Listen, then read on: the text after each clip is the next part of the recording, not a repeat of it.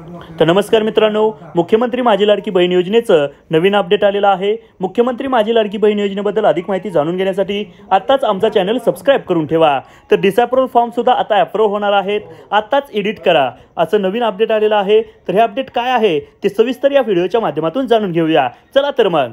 तर मित्रांनो, मुख्यमंत्री माझी लाडकी बहीण योजनेमध्ये ज्या पण लोकांचे फॉर्म हे डिसअप्रूव्ह झाले होते त्या सर्वांचे फॉर्म आणि ज्यांना एडिटचा ऑप्शन नव्हता अशा लोकांसाठी ही आनंदाची बातमी आहे, कारण त्यांना आता एडिट फॉर्मचा ऑप्शन आलेला आहे। म्हणजे तुम्हाला परत एकदा फॉर्म एडिट करण्याची संधी ही मिळालेली आहे। मुख्यमंत्री माझी लाडकी बहीण योजनेमध्ये ज्यांनी या अगोदर फॉर्म एडिट केला होता त्यांना एडिटचा ऑप्शन हा दिसत नव्हता, परंतु आजपासून 4 दिवस लक्षात ठेवा, आज उद्या परवा आणि तेरवा असे 4च दिवस हा ऑप्शन फक्त तुम्हाला दिसणार आहे।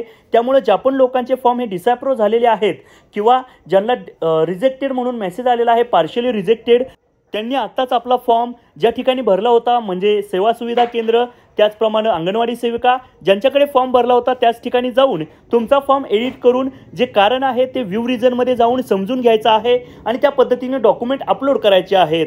तर मुख्यमंत्री माझी लाडकी बहीण योजनेबद्दल अधिक माहिती जाणून घेण्यासाठी आत्ताच आमचा चॅनल सबस्क्राइब करा आणि तुमच्याही मनात काय प्रश्न असतील तर कमेंट सेक्शनमध्ये बिंदास विचारू शकता। धन्यवाद।